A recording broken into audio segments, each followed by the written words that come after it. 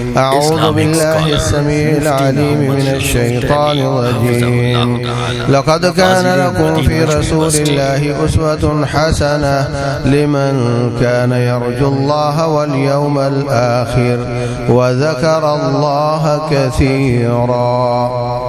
محترم سامعین، اللہ تبارک و تعالی نے ہم سب کو دنیا میں بھیجا ہے۔ اس کے بعد اللہ تعالیٰ باری باری واپس بلا لے گا، اور ایک دن ایسا آنے والا ہے کہ یہ بچوں سمیت ان میں کوئی بھی زمین کے اوپر نہیں ہوگا۔ اس مسجد میں کوئی اور لوگ جلسہ کر رہے ہوں گے، کوئی اور شخص بول رہا ہوگا، اور جس گھر کو آپ کہتے ہو نا میرا گھر، اس کو کوئی اور میرا گھر کہہ رہا ہوگا۔ اس کے بعد پھر دوبارہ تمہیں اٹھائے گا۔ جس جس کے اعمال اللہ کو پسند آئیں گے اس کو اللہ تعالیٰ اپنی جنت میں ڈالے گا، جس کے اعمال اللہ تعالیٰ کو ناپسند ہوں گے اس کو اللہ تعالیٰ اپنی جہنم میں ڈالے گا۔ فریق فی الجنت و فریق فی السعیر فمن زحزح عن النار وادخل الجنہ فقد فاز۔ جو جہنم سے بچ گیا اور جنت میں چلا گیا وہ اصل میں کامیاب ہے۔ وما الحیات الدنیا الا متاع الغرور، دنیا تو دھوکے کا سامان۔ اور سب کو رب ذوالجلال کے سامنے اکیلے اکیلے جواب دینا پڑے گا۔ وکلہم آتیہ یوم القیامت فردا لقد احصاہم وعدہم عدا۔ اللہ نے سب کو شمار کر کے رکھا ہوا، کوئی کھسک نہیں سکے گا، سب کو اکیلے آنا پڑے گا۔ کیسا منظر ہوگا، اولین اور آخرین سب جمع ہوں گے۔ اللہ فرمائے گا فلاں بن فلاں آ جائے، اس کا حساب ہوگا۔ وَإِن مِّنكُمْ إِلَّا وَسَيُكَلِّمُهُ رَبُّهُ وَلَيْسَ بَيْنَهُمَا تُرْجُمَانٌ۔ ہر شخص کو اللہ تعالیٰ سے ڈائریکٹ خود بات کرنی پڑے گی، بیچ میں کوئی ایڈوکیٹ نہیں ہوگا۔ اور مالک یوم الدین کی عدالت ہوگی، مالک یوم الدین کی عدالت ہوگی، کوئی اور جج نہیں ہوگا کہ تاریخ لے آؤ، کوئی جج بدلے گا تو پھر بھگت لیں گے۔ کیوں جی؟ ایک ہی جج ہوگا، اس کے سامنے سب کو بھگتنا پڑے گا۔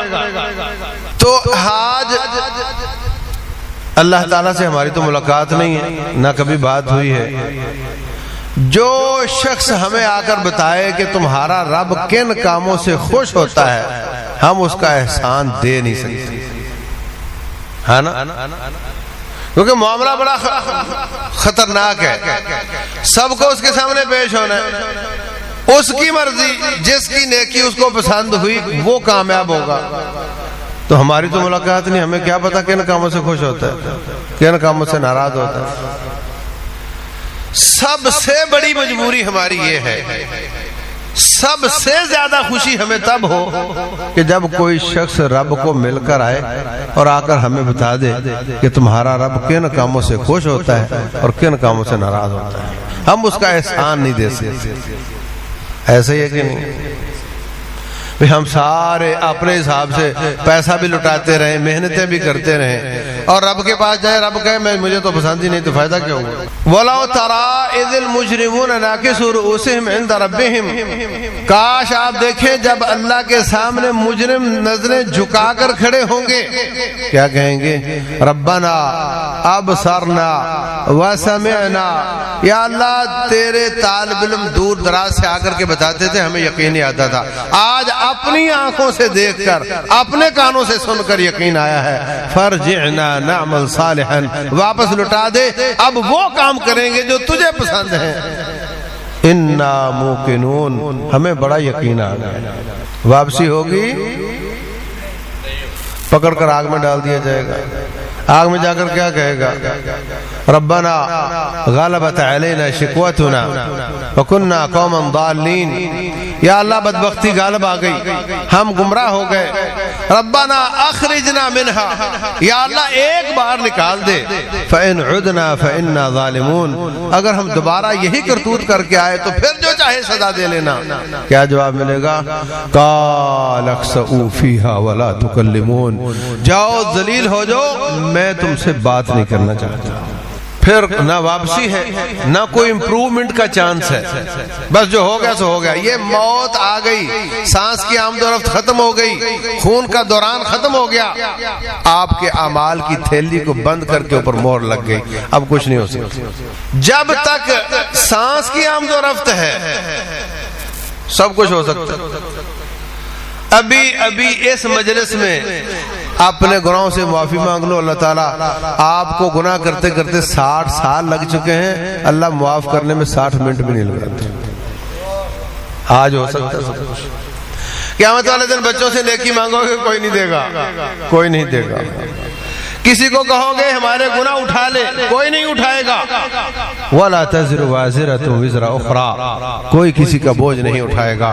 وَإِن تَدْعُ مُثْقَلَةٌ إِلَىٰ حِمْلِهَا لَا يُحْمَلْ مِنْهُ شَيْءٌ وَلَوْ كَانَ ذَا قُرْبَىٰ, اگر کوئی قریبی رشتہ دار کو کہے گا میرے 5 بچے ہو, 10 گناہوں سے جہنم میں جا رہا ہوں, بیٹے 2 اٹھا لو, میں تمہارے بچپن میں تمہیں اٹھاتا رہا, تمہارے نخرے اٹھاتا رہا, آج میری 2 گناہ اٹھا لو, میں جنت میں جا سکتا ہوں. کوئی نہیں اٹھائے گا. یوم یفر المرء من اخیہ وامہ وابیہ وصاحبتہ وبنیہ, باپ بیٹے کو, بیٹا باپ کو دیکھے گا اور دوڑ لگا دے گا, دیکھنا پسند نہیں کرے گا. قرآن سچا ہے نا. اس وقت کوئی 2 گناہ نہیں اٹھائے گا, آج سارے ہی معاف کروا سکتے ہیں. اس وقت کوئی 2 نیکیاں نہیں دے گا. آج سبحان اللہ, یہ بزرگ سمجھتے ہیں کہ وقت نہیں گزرتا, تاش پہ بیٹھ جاؤ, حکے پر بیٹھ جاؤ, وقت نہیں گزرتا. اور نہیں میرے بھائیوں, رسول اللہ صلی اللہ علیہ وسلم فرماتے ہیں سبحان اللہ الحمدللہ پڑھنے والا اللہ تعالیٰ زمین آسمان کا خلا نیکیوں سے بھر دیتا ہے. کتنے سیکنڈ لگتے ہیں. والحمدللہ تملأ المیزان, الحمدللہ کہنے سے اللہ تعالیٰ کا ترازو نیکیوں سے بھر جاتا ہے. اور ترازو معلوم کتنا بڑا ہے, فرمایا 7 زمین اور 7 آسمان اس ترازو میں سما سکتے ہیں. لیکن خطرناک بات یہ ہے کہ انسان اللہ اس کے رسول صلی اللہ علیہ وسلم سے پوچھے بغیر اپنے حساب سے نیکیاں کرتا رہے, اور قیامت والے دن اللہ کہہ دے کہ تیرا عمل مجھے پسند نہیں. یہ خطرناک بات ہے, واپسی نہیں ہوگی. یہ بڑی خطرناک بات ہے.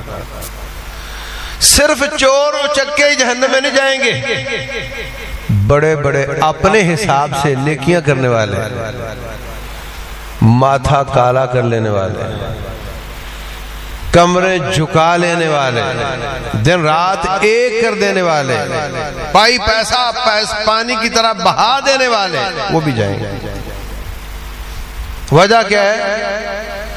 جس ذات کو میرے ماں باپ قربان جائیں اللہ نے اپنی ملاقات کے لیے بلایا, ان سے نہیں پوچھتے کہ تمہارا رب کن کاموں پہ خوش ہوتا ہے, اپنی مرضی کرتے ہیں. فرمایا عاملۃ ناصبہ تصلی نارا حامیہ, نیکی کر کر کے تھک جانے والے جہنم میں جائیں گے. قل هل ننبئکم بالاخسرین اعمالا, کیا میں آپ کو بتا دوں کہ قیامت والے دن بدترین قسم کا ناکام کون ہوگا؟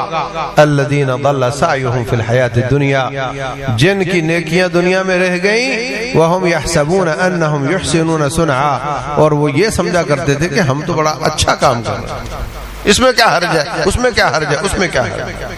نیکی کیا ہے اور بدی کیا ہے, اس کا اختیار صرف رب ذوالجلال کے پاس ہے کہ وہ بتائے گا نیکی کیا ہے. رسول اللہ صلی اللہ علیہ وسلم اس اسلام میں اپنی طرف سے کوئی اضافہ نہیں کرتے, نہ کوئی کمی کرتے ہیں. جبریل بھی امین ہے, محمد بھی امین ہے صلی اللہ علیہ وسلم, جو آسمان سے آیا وہ اللہ کی مخلوق کو بتاتے ہیں, اپنی طرف سے نہ اضافہ کرتے ہیں نہ کمی کرتے ہیں. اگر یہ اختیار ساری کائنات کے افضل ترین شخصیت محمد مصطفیٰ کے پاس نہیں ہے صلی اللہ علیہ وسلم, تو پھر ہم اور تم, تیرا مولوی, میرا مولوی, میرا پیر, میرا امام, میرا پیشوا, وہ کون ہوتا ہے جو مجھے کہے کہ نہیں نہیں جس کو میں کہتا ہوں وہ نیکی ہے, جس کو میں کہتا ہوں وہ برائی ہے. 2 وجوہات ہیں جن کی وجہ سے نیکیاں برباد ہوں گی.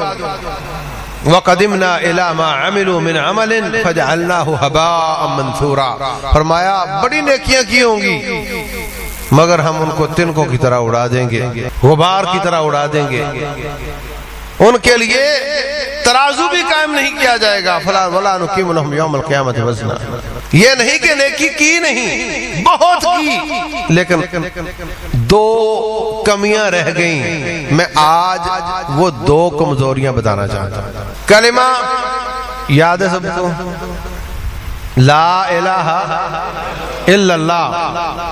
پہلی کمزوری یہ کہ وہ لا الہ الا اللہ کی مخالفت کرتے تھے، محمد الرسول اللہ صلی اللہ علیہ وسلم.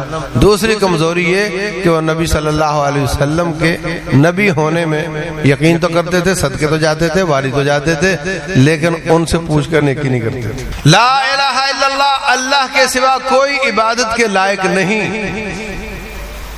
اگر کوئی شخص اللہ کے سوا کسی کی عبادت کرے گا، اللہ تعالیٰ اس کی کوئی نیکی قبول نہیں کرے گا. یہ نہیں کہ جو اللہ واسطے کی وہ اللہ لے لے اور جو غیر کے لیے کی وہ اللہ چھوڑ دے، ایسا نہیں. فرمایا انا اغنى الشرکاء، یعنی شرک میں غنی بے پرواہ ذات ہوں. فمن عمل عملا اشرک فیہ معی غیری ترکتہ وشرکہ. جو شخص عمل کرے اور کچھ میرے لیے اور کچھ میرے شریک کے لیے، تو میں جو میرے لیے کیا وہ بھی چھوڑ دیتا ہوں، اس بندے کو بھی چھوڑ دیتا ہوں. مجھے ملاوٹی چیز نہیں چاہیے، شرکت والا کام نہیں چاہیے. میں کس کو قبول کرتا ہوں؟ مخلصین لہ الدین، جو خالص میرے لیے کیا گیا ہو، میں صرف وہ لیتا ہوں، ملاوٹ والا میں نہیں لیتا. 99% نیت رب کی ہو، 1% غیر کی ہو تو مجھے کچھ نہیں چاہیے، سارا ہی لے جائے. وَبَدَا لَهُم مِّنَ اللَّهِ مَا لَمْ يَكُونُوا يَحْتَسِبُونَ. اللہ فرماتے ہیں قیامت والے دن وہ چیزیں ظاہر ہوں گی جس کا تو نے کبھی سوچا بھی نہیں ہوگا، اور واپسی کا دروازہ بند ہو. لا الہ الا اللہ، اللہ کے سوا کوئی عبادت کے لائق نہیں. ابھی آپ نے نماز پڑھی مغرب کی، اس میں قیام کیا، کیسے کیا؟ ہاتھ باندھ کر کھڑے ہو گئے نا، یہ عبادت ہے نا. لا الہ الا اللہ کا تقاضا یہ ہے کہ کسی مخلوق کے سامنے ہاتھ باندھ کر کھڑے نہیں ہونا. اس کے بعد آپ رکوع میں جھک گئے تھے، یہ عبادت ہے نا. اللہ کے سوا کسی کی عبادت نہیں، تو لا الہ الا اللہ کا تقاضا یہ کہ کسی کے سامنے جھکنا نہیں. اس کے بعد آپ اور جھک گئے، ماتھا زمین پر اور ٹانگیں اوپر. یہ انتہائی درجے کی ذلت کی حالت ہے، اور اس ذلت کا حقدار پھر صرف رب ذوالجلال والاکرام. لا الہ الا اللہ کا تقاضا یہ ہے کہ یہ کیفیت صرف اللہ کے سامنے ہو سکتی ہے. کعبۃ اللہ جا کر طواف کرتے ہو، لا الہ الا اللہ کا تقاضا یہ ہے کہ اور کسی بلڈنگ کا طواف نہیں ہو سکتا. بیت اللہ میں جا کر حج کرتے ہو، قربانیاں کرتے ہو نا، لا الہ الا اللہ کا تقاضا یہ ہے کہ اور کسی بلڈنگ پر جانور نہیں مارا جا سکتا. اللہ تبارک و تعالیٰ سے ڈرتے ہیں. یا ایھا الذین آمنوا اتقوا اللہ، یا ایھا الناس اتقوا ربکم. بار بار اللہ فرماتے ڈر جاؤ ڈر جاؤ ڈر جاؤ. وَيُحَذِّرُكُمُ اللَّهُ نَفْسَهُ، اللہ تمہیں اپنے آپ سے ڈراتا ہے. اللہ کا خوف رب کا حکم ہے، اور رب کا حکم ماننا عبادت ہے، اور اللہ کا خوف عبادت ہے. تو پھر جس طرح کا خوف رب کا ہے اس طرح کا مخلوق سے نہیں ہو سکتا. یہ بلی گزر گئی ہے، مجھے پتہ نہیں کیا ہو جائے گا، اور یہ بنیرے پر کوا بیٹھ گیا، پتہ نہیں کیا ہو جائے گا، اور یہ میری ہتھیلی پہ کھجلی ہو رہی ہے تو پتہ نہیں اس کا کیا مطلب ہو جائے گا. یہ کبوتر ادھر چل گیا تو اس سے پتہ نہیں کیا ہو جائے گا، اور یہ عورت زچگی کے دوران میرے گھر میں آ گئی ہے تو اب پتہ نہیں کیا ہو جائے گا. یہ سب انجانے خوف ہے، ان کو ہم سپرسٹیشنز کہتے ہیں. یہ توہمات ہیں، ان کا اسلام سے کوئی تعلق نہیں. لا الہ الا اللہ، اللہ کا خوف جس کے دل میں آ جاتا ہے پھر ساری کائنات کے خوف نکل جاتے ہیں، اس سے کچھ نہیں ہوتا. اللہ تبارک و تعالی سے امید رکھنا یہ اللہ کی عبادت ہے. اللہ پہ توکل کرنا رب کی عبادت ہے، اور کسی سے امید نہیں. وہ کام جو صرف رب کر سکتا ہے اور کسی سے امید نہیں. اللہ رزاق ہے تو ساری کائنات میں کوئی رزق نہیں دے سکتا. اللہ بچے دیتا ہے تو ساری کائنات میں کوئی بچے نہیں دے سکتا. جو رب ذوالجلال کے کمالات ہیں اس جیسے کسی کے کمالات نہیں ہو سکتے. جو اللہ تعالیٰ کی ذات ہے اس جیسی کسی کی ذات نہیں ہو سکتی. جس طرح رب کی بات ہے اس طرح کی کسی کی بات نہیں ہو سکتی. یہ ہے لا الہ الا اللہ. دوسرا، یہ تو بہت لمبا موضوع ہے، وقت بہت گزر چکا ہے. اختصار کے ساتھ کلمہ پڑھنا، کلمے کی تسبیح نکالنا، بتیاں بجھا کر کے سر ہلا کر کے کلمہ پڑھنا، یہ تو آتا ہے، لیکن اس کا ترجمہ سمجھنا، اس کے تقاضے پورے کرنا. ہم نا طوطے کی طرح ہو گئے، طوطے کی طرح. طوطے کو آپ کہو میں پنجرے سے باہر نہیں نکلوں گا، وہ کہہ دے گا میں پنجرے سے باہر نہیں نکلوں گا. پھر کہو اللہ کی قسم میں پنجرے سے باہر نہیں نکلوں گا، وہ کہے گا اللہ کی قسم میں پنجرے سے باہر نہیں نکلوں گا. کھولو گے تو نکل جائے گا. اور تو کہہ رہا تھا نہیں نکلوں گا، وہ بھی یہی کہے گا تو کہہ رہا تھا نہیں نکلوں گا. نماز میں ایاک نعبد، تیری ہی عبادت کرتے ہیں. نماز ختم ہوئی، نماز میں ایاک نستعین، تجھ سے ہی مدد مانگتے ہیں. نماز ختم ہوئی، وہ بھی مدد کرے، وہ بھی مدد کرے، وہ بھی کرے. طوطا ہی ہوا نا. دوسرا حصہ کلمے کا محمد الرسول اللہ صلی اللہ علیہ وسلم. نبی صلی اللہ علیہ وسلم سے پوچھ کر عبادت کرنی ہے، من مانی نہیں کرنی. کسی امتی کی بات نبی کی مخالفت میں نہیں ماننی. امت کے علماء سر آنکھوں پر، ائمہ کرام سر آنکھوں پر، تابعین تبع تابعین صحابہ کرام سر آنکھوں پر، سب کا احترام کرنا ہے. لیکن نبی امام الانبیاء ہیں، ان کی مخالفت میں کسی کی بات نہیں مانی جائے گی. اور آج فرقہ واریت کی بنیاد ہی یہ ہے کہ لوگوں نے اپنے اور اپنے نبی کے بیچ میں اپنا اپنا فلٹر لگا لیا. کیا سمجھے؟ فرقے شخصیات کے نام پر ہیں یا نہیں؟ یہ شافعی ہے امام شافعی کے نام پر، یہ مالکی ہے امام مالک کے نام پر، یہ احمد رضا خان بریلوی احمد رضا کے نام پر، یہ ابو حنیفہ رحمہ اللہ کے نام پر حنفی. یعنی نبی صلی اللہ علیہ وسلم اور اپنے بیچ میں ایک فلٹر لگا لیا کہ جو پانی میرے فلٹر سے گزرے گا میں اس کو اسلام مانتا ہوں، دوسرے فلٹر کو میں اسلام نہیں مانتا. ایسا ہے یہ نہیں؟ غلط کہہ رہا ہوں؟ اگر اس کے فلٹر کو بھی اسلام مانتے ہو تو اختلاف ختم ہو جاتا ہے. اور ان کا آپس میں اختلاف اتنا زیادہ ہے، اللہ محفوظ رکھے، طلاق دے دیتے ہیں، ایک دم 3 طلاقیں دے دی. اب کیا ہوگا؟ جاؤ مولوی صاحب کے پاس، وہ کہے گا جناب یہ تینوں ہو چکی ہیں اور اب الگ ہو چکی ہے، اور اب اگر تم نے بسانی ہے تو ہفتہ 10 دن کے لیے چھوڑ جا، ٹھیک ہو جائے گی، لے جانا. لیکن ہمارے پاس چھوڑے بغیر اس کے پاس جاؤ گے تو تم بدکار ہوگے. ایسا ہی ہے نا؟ میرے پاس آتے ہیں، میں کہتا ہوں نہیں، نبی صلی اللہ علیہ وسلم کے زمانے میں ایک دم دی ہوئی 3 طلاقیں ایک ہوتی تھی، تیری ایک ہو گئی، اب تو سلو کر سکتا ہے، اب تو اس کے پاس جائے گا تو نیکی کمائے گا. وہ کہتا ہے اس کے پاس جائے گا تو تجھے رجم کرنا ہوگا. اللہ ایک ہے، اس کا رسول ایک ہے، کعبۃ اللہ ایک ہے، کتاب اللہ ایک ہے. فرق کتنا ہے؟ وہ کہتا ہے اپنی بیوی کی پرانی بیوی کے پاس جاؤ گے تو رجم کیا جائے گا، میں کہتا ہوں جاؤ گے تو ثواب ہوگا، گھر جوڑ جائے گا. یہ فرق کیوں ہے؟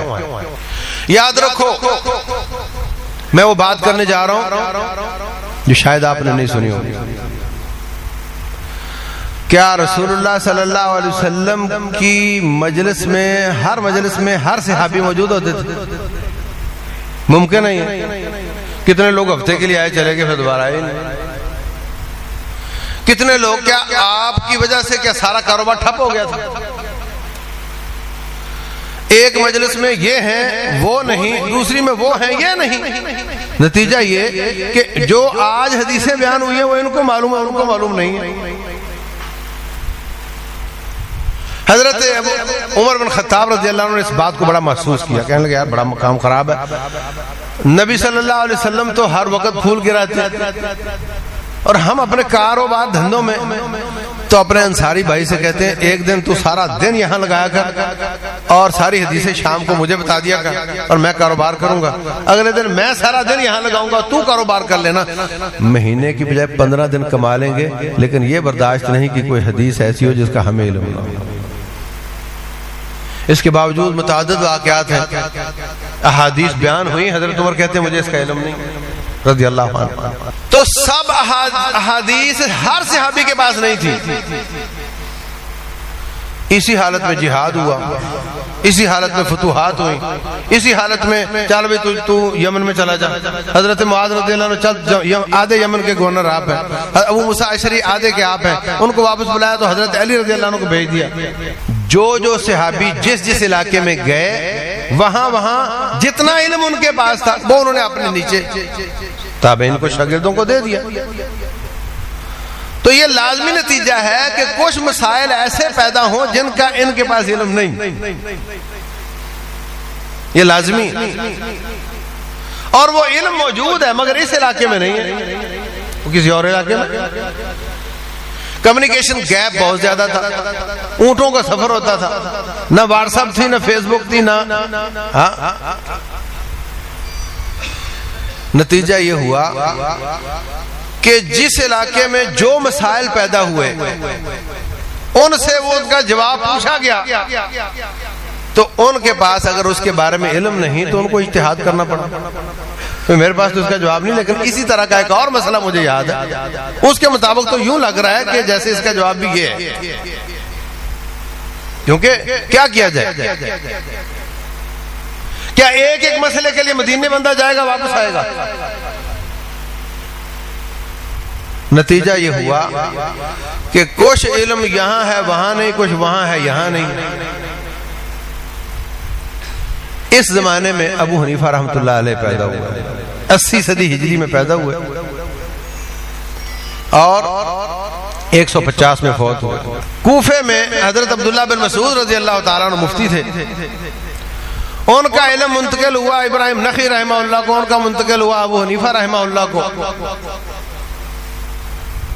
ان کے حالات زندگی پڑھیں تو کہیں لمبے چوڑے سفر نظر نہیں آتے کہ وہ وہاں بھی گئے ہوں، وہاں بھی گئے ہوں، وہاں بھی گئے ہوں علم حاصل کرنے کے لیے. نتیجہ یہ ہوا کہ اپنے شاگردوں سے کہتے تھے بیٹے جو مجھ تک علم پہنچا ہے اس کے مطابق تو مسئلہ یوں ہے، لیکن اگر آپ کو اس مسئلے میں نبی پاک کی حدیث مل جائے تو میری بات چھوڑ دینا. ان کی وفات کے بعد اللہ ان پہ کروڑوں رحمتیں کرے، ان کی وفات کے بعد ان کے شاگرد مدینہ چلے گئے. محمد بن حسن شیبانی رحمہ اللہ مدینہ گئے. مدینہ میں تھے مسجد نبی میں مالک بن انس امام مالک رحمہ اللہ، ان کے بعد پڑھنا شروع کر دیا. اب مدینہ علم کا گہوارہ ہے. صحابہ اکرام اگر دور دراز گئے بھی ہیں تو حج عمرہ کے موقع پر واپس آتے تھے، تو یہاں علم کا دور زیادہ چلتا تھا. ان کو بے شمار ایسے مسائل نظر آئے جس میں امام ابو حنیفہ رحمہ اللہ نے اجتہاد کیا تھا اور اس میں مدینہ میں علم حدیث موجود تھی. انہوں نے اپنے استاد کی بات مانتے ہوئے استاد کی بات چھوڑ دی. انہوں نے کہا تھا چھوڑ دینا اور نبی صلی اللہ علیہ وسلم کی بات مان لی. بات سمجھ آ رہی؟ نتیجہ یہ ہے آج فقہ کی کوئی کتاب کو آنکھیں بند کر کے کھولو تو آپ کو کوئی نہ کوئی مسئلہ مل جائے گا اس میں کہ جس میں شاگرد کچھ کہتے ہیں استاد کچھ اور کہتے ہیں. 2/3 مسائل میں تقریباً امام صاحب کے شاگردوں نے مخالفت کی ہے اور 1/3 میں موافقت کی، کیونکہ وہ سب کے سب جنت کے طلبگار ہیں، تعصب نہیں تھا. اس کے بعد 2 صدی ہجری میں علماء نے بہت شدت سے بات محسوس کی کہ جگہ جگہ علم موجود ہے، اس کو اکٹھا کیا جائے. پھر ائمت حدیث بخاری ترمذی نسائی ابن ماجہ ابو داؤد انہوں نے چل چل کر گھوم گھوم کر ساری زندگی امام بخاری رحمۃ اللہ علیہ نے تقریباً مجھے اچھی طرح یاد نہیں، ایک آدمی نے شمار کیا ہے 17 یا 14 ہزار کلومیٹر سفر کیا ہے. وہاں گئے وہاں گئے وہاں گئے، پھولوں کو چنا، جہاں جہاں حدیث موجود تھی وہاں سے سفر کر کر کے ان کو جمع کر کے بخاری لکھ دی کہ اس میں کوئی روایت ضعیف نہیں. نسائی رحمۃ اللہ علیہ نے، سب نے. جب علم جمع ہو گیا تو اس وقت تک امام مالک رحمۃ اللہ علیہ کے مدینہ میں شاگرد ابو حنیفہ کے شاگرد رحمہ اللہ محمد بن حسن بھی تھے، ادھر سے امام شافعی بھی شاگرد تھے. ان کے شاگرد پھیل گئے، جس جس علاقے میں ان کے شاگرد کو قاضی بننے کا موقع ملا اس نے اپنے ماتحت اپنی سوچ کے طالب علم متعین کیے تاکہ ایسا نہ ہو میں کچھ فیصلہ کروں وہ کوئی اور فیصلہ کرے. اس علاقے میں وہ فقہ مشہور ہو گئی. پاک و ہند افغانستان میں، بنگلہ دیش میں، اور یہ فارسٹ کے، بلکہ فارسٹ کے نہیں، ادھر یہ دریا منہ کے پار جو ازبکستان، ترکمانستان، آذربائیجان وغیرہ ہیں، یہاں ابو حنیفہ رحمہ اللہ کی فقہ مشہور ہو گئی. عربوں کے علاقے میں امام احمد کی فقہ مشہور ہو گئی. افریقہ کے علاقے میں امام مالک کی فقہ مشہور ہو گئی. اور یہ جو پچھلا علاقہ ہے انڈونیشیا، ملیشیا، فیجی، اس میں امام شافعی رحمۃ اللہ علیہ کی فقہ معروف ہو گئی. اس طریقے سے لوگوں نے اپنے اپنے امام کی بات ماننی شروع کی. تعصب بڑھ گیا، میرا امام اچھا، تیرا نکما. پھر حدیثیں بنانا شروع کر دی بعض لوگوں نے اپنے امام کی فضائل میں دوسرے کو ڈیگریڈ کرنے کے لیے. کچھ لوگ تھے وہ ان چکروں میں نہیں پڑے، وہ ان چکروں میں نہیں پڑے. انہوں نے کہا ابو حنیفہ رحمہ اللہ اور ان سے پہلے جو لوگ تھے جس طریقے سے وہ جنت میں جا سکتے ہیں اس طریقے سے ہم بھی جنت میں جا سکتے ہیں. ابو حنیفہ رحمہ اللہ نے اپنے اور اپنے نبی کے بیچ میں کوئی فلٹر لگایا؟ ہاں نہیں لگایا نا، تو جنت میں جائیں گے نا انشاءاللہ. اسی طریقے سے ہم بھی اپنے اور اپنے نبی کے بیچ میں فلٹر لگائے بغیر جنت میں جا سکتے ہیں. انہوں نے کسی امام کو نہیں، انہوں نے کہا سارے قابل احترام ہیں، اللہ کی مانو، اس کے رسول صلی اللہ علیہ وسلم کی مانو. جب تک یہ دونوں کی بات موجود ہو تو دیکھو ہی نہ کسی کی طرف. اگر ان کی آیت حدیث خاموش ہو، مسئلہ نیا پیدا ہو، تو پھر ہم ابو حنیفہ رحمۃ اللہ علیہ کو بھی دیکھیں گے، مالک شافعی کو بھی دیکھیں گے، احمد بن حنبل کو بھی دیکھیں گے، ابن حزم کو بھی دیکھیں گے. اور اگر ان کی فقہ کی کتابوں میں بھی مسئلہ نہ ہو اور آج پیدا ہوا ہو تو آج سر جوڑ کر بیٹھیں گے اور اس کا حل بتائیں گے. لیکن ہم بیچ میں کسی شخص کے نام پر فرقہ نہیں بنائیں گے. ان کا نام کیا ہے تمہیں اپنے آپ کو نہیں پتا، تمہیں اپنے آپ کا نہیں پتا. ان کا نام کیا ہے یاد رکھو. ایک عقیدہ ہوتا ہے اور ایک عمل ہوتا ہے، ہاں نا. ایک تھیوری ہوتی ہے، ایک پریکٹیکل ہوتا ہے. پریکٹیکل کے حساب سے، عمل کے حساب سے میں نے آپ کو بتایا کہ اسلام کیسے آگے بڑھا اور کیسے ہم تک پہنچا. اب آ جاتا ہوں عقیدے کے حساب سے. اس زمانے تک عقیدہ سب کا تقریباً ایک تھا. ابو حنیفہ رحمہ اللہ کی ایک مسئلہ ایمان میں مخالفت تھی، باقی تقریباً سارا عقیدہ ایک تھا تقریباً. رسول اللہ صلی اللہ علیہ وسلم کے بعد خلفائے راشدین آئے. حضرت عثمان رضی اللہ تعالیٰ عنہ کے زمانے میں شورشیں بڑھ گئیں.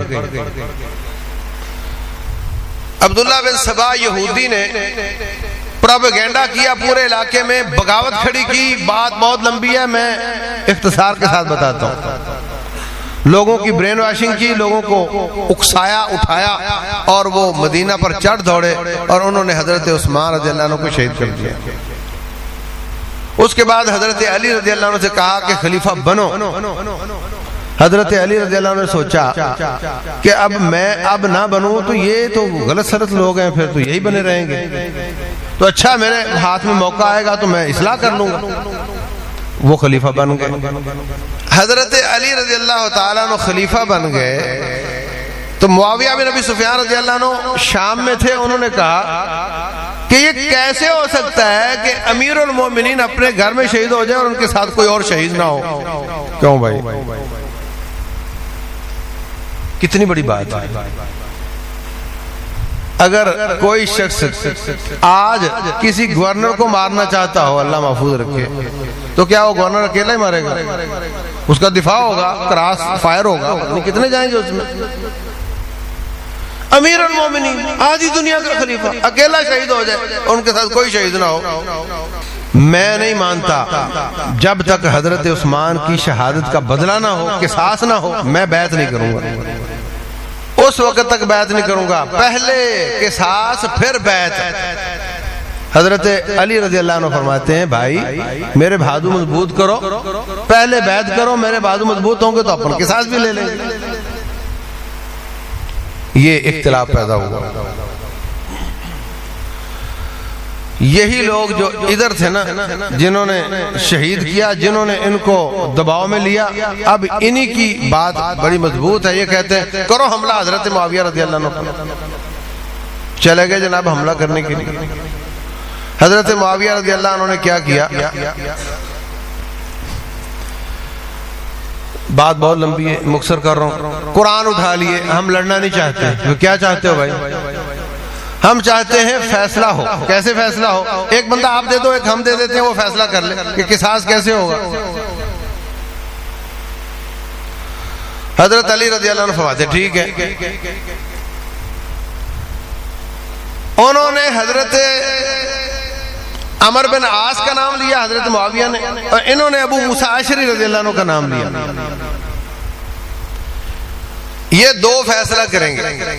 اب یہ پھر اکٹھے ہو گئے ہیں قصاص پر، قصاص لیں گے تو ہمیں ماریں گے۔ جنہوں نے حضرت عثمان کو شہید کیا تھا انہوں نے اعلان بغاوت کر دیا حضرت علی رضی اللہ عنہ سے۔ کہنے لگے اللہ فرماتے ہیں حکم اللہ کا چلے گا، اور آپ کہتے ہو دو بندوں کا چلے گا۔ نعوذ باللہ نعوذ باللہ، آپ بھی کافر اور جو آپ کی بات مانتے سارے کافر۔ یہاں پر کچھ حضرت علی کا ساتھ دینے والے اور کچھ ان کو نعوذ باللہ کافر کہنے والے۔ جو ان کا ساتھ دینے والے ان کو شیعان علی کہا جانے لگا، اور جو مخالفت تھے ان کو خارجی کہا جانے لگا۔ ایک لوگ اپنی اصل پر ہیں، وہ نہ ان میں سے نہ ان میں سے، سمجھ آئی بات کی؟ وہ سنی کہلائے، اہل سنہ والجماعہ، نبی کی بات ماننے والے، صحابہ کرام کی بات ماننے والے۔ یہ نام رب نے نہیں رکھا کسی کا۔ جب ادھر شیعہ اور خارجی بنے تو مقابلے میں وہ سنی بن گئے، اہل سنہ والجماعہ۔ یہاں تک بات سمجھ آ رہی؟ اکتا تو نہیں رہے؟ جس طرح میں نے پہلے بتایا کہ ائمہ کرام تو اس امت کے علماء تھے، ان کے نام پر جماعتیں بنا کے تعصب شروع کر دیا، ایسے ہی یہاں پر تعصب شروع ہو گیا۔ وہ جو خارجی تھے انہوں نے مسلمانوں کو قتل کرنا شروع کیا۔ حضرت علی رضی اللہ عنہ نے اپنے ساتھیوں کے ساتھ لے کر ان پر حملہ کیا، اور جو حضرت علی کے ساتھ والے تھے انہوں نے حضرت علی کی شان میں مبالغہ کر کے ان کو رب تک پہنچا دیا۔ ایک کہتا ہے اللہ مدد، اور ایک کیا کہتا ہے؟ ایک کہتا ہے اللہ وارث، دوسرا کیا کہتا ہے؟ ایک کہتا ہے اللہ جانے، دوسرا کیا کہتا ہے؟ سمجھائی بات؟ وہ محبت میں آگے بڑھ گئے، اور ادھر سے وہ کافر قرار دینے میں آگے بڑھ گئے، اور جو پیچھے سے نبی صلی اللہ علیہ وسلم کے زمانے سے آ رہے تھے اپنی اصل پر، وہ اہل سنہ کہلائے، اہل سنہ والجماعہ۔ سمجھ آ رہی بات؟ اب یہ تین ہو گئی، امت تین ہو گئی۔ بات آگے بڑھتی گئی، حضرت علی رضی اللہ عنہ اپنی خلافت مکمل کی۔ یہی خارجی انہوں نے دو گروپ بھیجے، ایک حضرت معاویہ رضی اللہ عنہ کو شہید کرنے کے لیے، ایک حضرت علی کو۔ حضرت معاویہ زیادہ کانشس تھے اپنی سیکیورٹی میں، انہوں نے اپنے آپ کو سیکیور زیادہ کیا ہوا تھا۔ حضرت علی رضی اللہ عنہ نماز پڑھنے گھر سے نکلے، اس ظالم نے ان کو شہید کیا۔ ان کے بعد ان کے بیٹے حضرت حسن خلیفہ بنے رضی اللہ عنہ۔ حضرت حسن خلیفہ راشد ہیں، آپ کو بتا دوں خلیفہ راشدین کتنے ہیں؟ بولو 5۔ رسول اللہ صلی اللہ علیہ وسلم نے فرمایا تھا خلافت النبوت 30 سنہ، نبوت کی خلافت 30 سال چلے گی، اور آپ کی وفات سے لے کر 30 سال باریکی سے مکمل کریں تو 6 مہینے خلافت حضرت حسن کی اس میں شامل ہوگی۔ معاویہ بن ابی سفیان رضی اللہ عنہ نے ابھی تک بیعت نہیں کی تھی، قصاص نہیں ہوا، میں تو بیعت نہیں کروں گا۔ امت دو ہے، امت حضرت حسن رضی اللہ تعالیٰ عنہ کے بارے میں میرے مصطفیٰ علیہ السلام نے فرمایا تھا یہ میرا بیٹا سردار ہے، اللہ اس کے ذریعے امت کے مسلمانوں کے، کس کے؟ مسلمانوں کے دو گروپوں کو ایک کرے گا۔ انہوں نے حضرت معاویہ رضی اللہ عنہ کو بلایا، کہا بھائی یہ خلافت سنبھالو، مجھے دو اچھے نہیں لگتے۔ خلافت چھوڑ دی، حضرت معاویہ رضی اللہ عنہ خلیفہ بن گئے۔ یہاں تک سمجھ آ رہی؟ اس کے بعد یہ ہوا کہ جب معاویہ بن ابی سفیان رضی اللہ عنہ وفات پانے لگے، انہوں نے ساتھیوں سے مشورہ کیا، وہ کہنے لگے جی بڑی مشکل سے امت دوبارہ ایک ہوئی، یہاں تو جماعت دو ہو جائے تو ایک نہیں ہوتی ہے نا، کیا پدی کا جوربا، چھوٹی چھوٹی جماعت ہے، دو ہو جائے ایک نہیں ہوتی، امت ایک کر دی۔ جتنا بڑا احسان کسی امتی کا حضرت حسن کا ہم پر ہے، اتنا کسی امتی کا احسان نہیں ہو سکتا رضی اللہ عنہ۔ لیکن اس بیچارے کا کوئی نام ہی نہیں لیتا، کبھی نام سنا ہے ان کا؟ کبھی اس کے موضوع پہ کسی نے جمعہ پڑھایا ہو، کبھی درس دیا ہو، کسی شیعہ نے، کسی سنی نے؟ ہاں، اس لیے کہ اس کی شان بیان کرنے سے کیا ہوگا؟ مطلب نہ کوئی سبحان اللہ کہے گا، نہ کوئی روئے گا، ہاں کچھ بھی نہیں ہوگا۔ حسین رضی اللہ عنہ کی سیرت بیان کریں گے تو لوگ روئیں گے، تو مجمع بنے گا۔ اس بیچارے کا نام ہی کوئی نہیں لیتا۔ 5 تن پاک کا نعرہ لگتا ہے مگر اس بیچارے کا نام کوئی نہیں لیتا، مجبوراً 5 کہہ دیا جاتا ہے، ورنہ کبھی اس پر کوئی نہ بولے رضی اللہ عنہ۔ حضرت معاویہ رضی اللہ عنہ کو مشورہ دینے والوں نے دیا کہ اب اگر آپ نے وہی کام کیا نا کہ امت میں سے کسی کو کھڑا کر کے بولے میرے بعد یہ ہوگا، تو لوگ کہیں گے اس جیسا تو میرا بھی ہے، میرا بھی ہے، تو آپ اپنے بیٹے کو بنا دو۔ میری ذاتی رائے یہ ہے کہ یہ مشورہ ٹھیک نہیں تھی کہ باپ کے بعد بیٹے کو خلیفہ بنایا جائے۔ صحابہ کرام کے 4 گروپ ہو گئے، کتنے؟ ایک جنہوں نے حضرت معاویہ رضی اللہ عنہ کی رائے سے رائے ملائی اور ان کے بیٹے کے ہاتھ پر بیعت کر لی ان کی زندگی میں، وہ بھی لاتعداد صحابہ کرام ہیں۔ ایک وہ جنہوں نے نہ بیعت کی اور نہ مخالفت کی، اور ایک وہ جنہوں نے اٹھ کر مخالفت کی کہ ہم اس بات کو نہیں مانتے۔ کیا مطلب؟ کہ یہ باپ کے بعد بیٹے والی ریت ٹھیک نہیں۔ مسئلہ یہ نہیں تھا کہ یہ کفر ہو گیا ہے، یا وہ صحابہ جنہوں نے بیعت کی وہ کافر ہو گئے، نعوذ باللہ، یہ کفر اسلام کا مسئلہ نہیں تھا۔ مسئلہ صرف یہ تھا کہ یہ ریت غلط ہے کہ باپ کے بعد بیٹا آ گیا، ہمیں بھی اپنی امت میں جو اچھا اس کو دینی چاہیے۔ 2 صحابی حضرت حسین بن علی رضی اللہ عنہ اور دوسرے عبداللہ بن زبیر رضی اللہ عنہ، ان دونوں نے مخالفت کی ڈٹ کر اور مقابلہ کیا باقاعدہ۔ ان دونوں کے ساتھ ہی لڑائیاں ہوئی، ان کے ساتھ حرمین میں لڑائی ہوئی عبداللہ بن زبیر رضی اللہ عنہ کے ساتھ، اور حسین بن علی رضی اللہ عنہ کے ساتھ کوفے میں لڑائی ہوئی، اور ان دونوں کو شہید کیا گیا۔ میں سمجھتا ہوں یہ بہت بڑا ظلم ہوا، ان کو کسی اور طریقے سے دیکھا جا سکتا تھا، یہ بہت بڑا بلنڈر ہوا، بہت بڑا ظلم ہوا۔ لیکن ایک بات یاد رکھو، یہ کفر اسلام کے مار کے نہیں تھے، یہ ایک سیاسی غلطی کی اصلاح کے مار کے تھے۔ لیکن پہلے 3 گروپ بنے، ایک حضرت علی رضی اللہ عنہ کو اللہ کہنے والا، اور ایک ان کو نعوذ باللہ، اور ایک وہ جو اصل پر آ رہے تھے اہل سنہ والجماعہ۔ اب کیا ہوا؟ مزید اس مارکے کی وجہ سے لوگوں نے ایک فرقہ بنا لیا کہ جناب ہم تو ان والے ہیں، اس کی بنیاد پر فرقہ بنا لیا۔ اب کیا وہ پہلے عمل کے اعتبار سے بنے تھے، حنفی شافعی مالکی، ہے نا، اب اوپر لیر چڑھ گئی عقیدے کے اعتبار سے،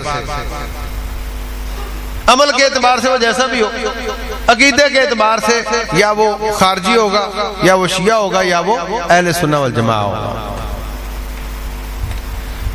معاملہ بڑھتے بڑھتے بڑھتے بڑھتے اس میں بھی مزید انتشار آیا، ہر فرقے میں انتشار آیا، خارجیوں کے بھی 10 فرقے بنے، شیعہ کے بھی 10 فرقے بنے، کوئی زیدی ہے، کوئی اتنا اشری ہے، کوئی مختلف نام ہے، اور جو اہل سنت تھے ان کے بھی 10 فرقے بنے۔ جب اس میں زیادہ انتشار آیا تو نبی کی حدیث، نبی کی سنت، کچھ لوگوں نے کہا کہ بندوں کے نام پر تو ہم نے فرقہ نہیں بنانا، اب پہلے اہل سنت تھے تو اب اہل حدیث کہلوا لیتے۔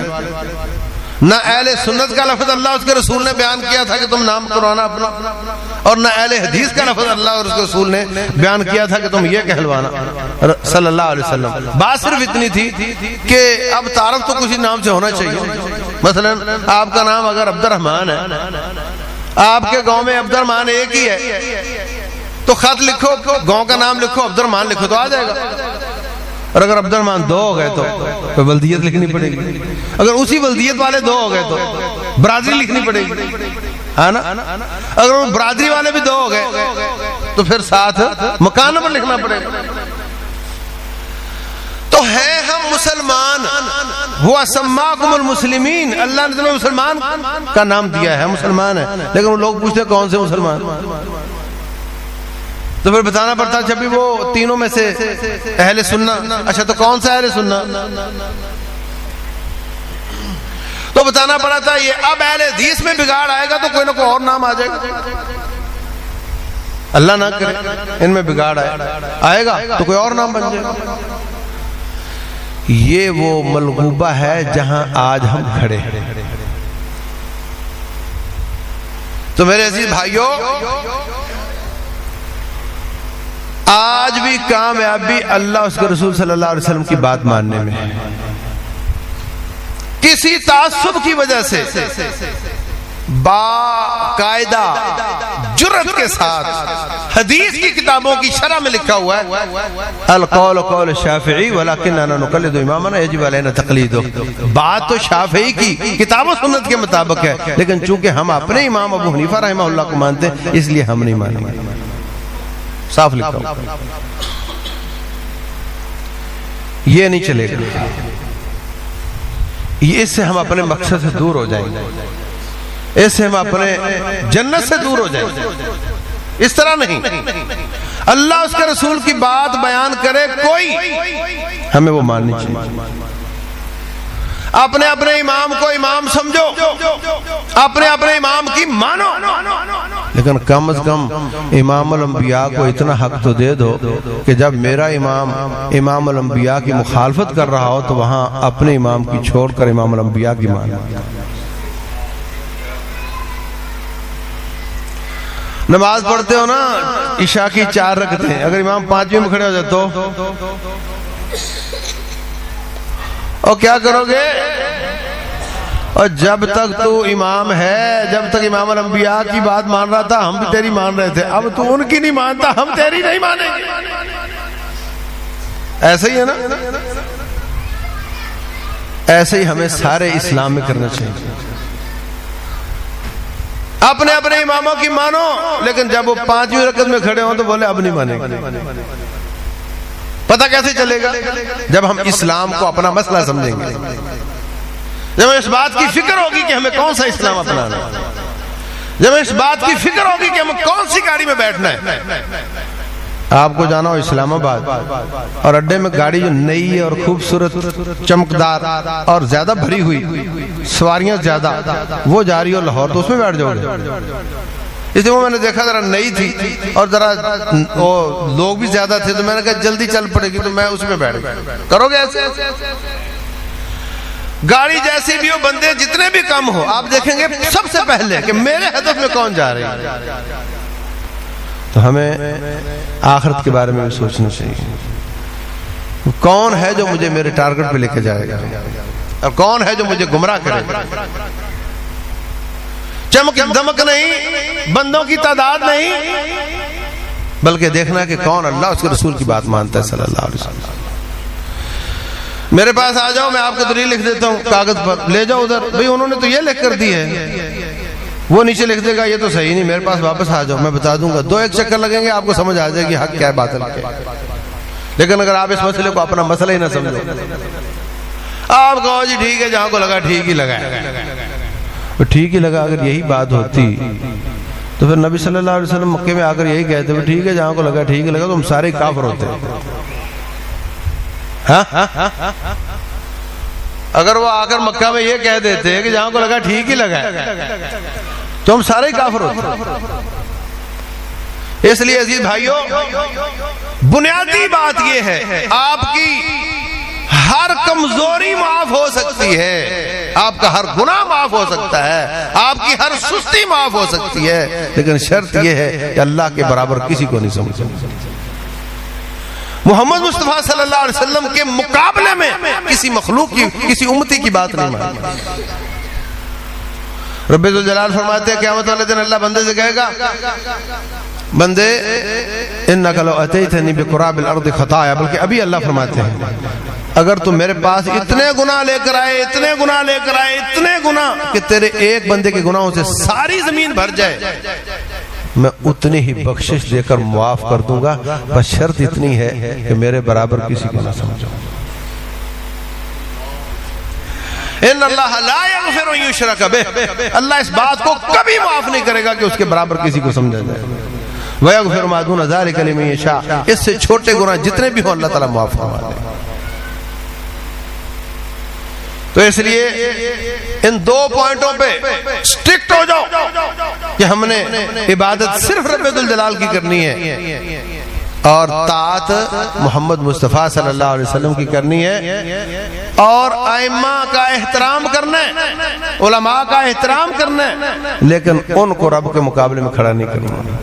ایک حدیث سنا کے اپنی بات کو ختم کرتا ہوں۔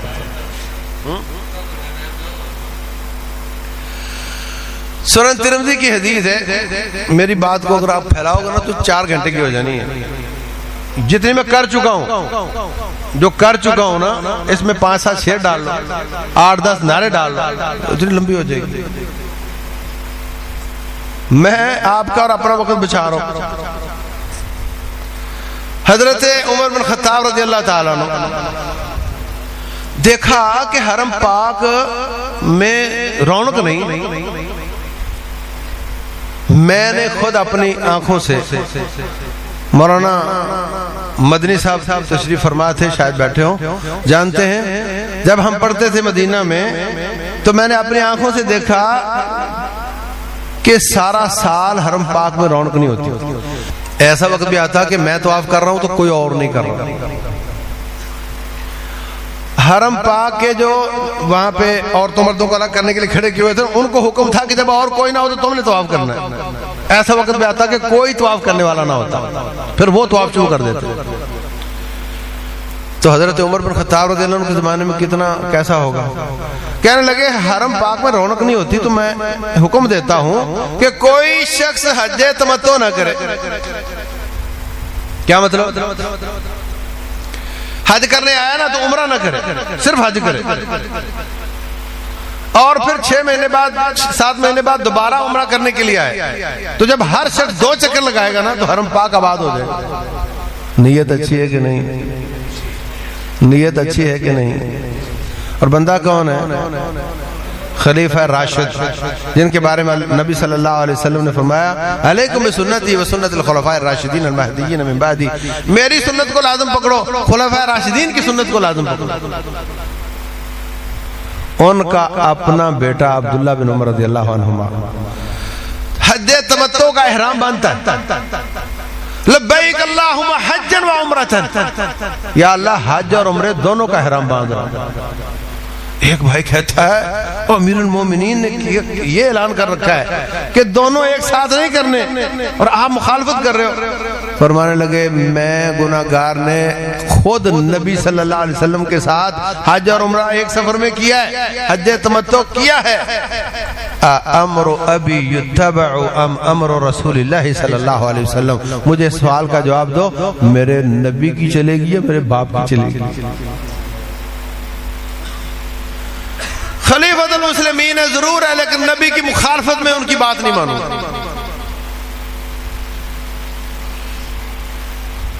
تو جو صحابی بھی نہ ہو، تابعی بھی نہ ہو،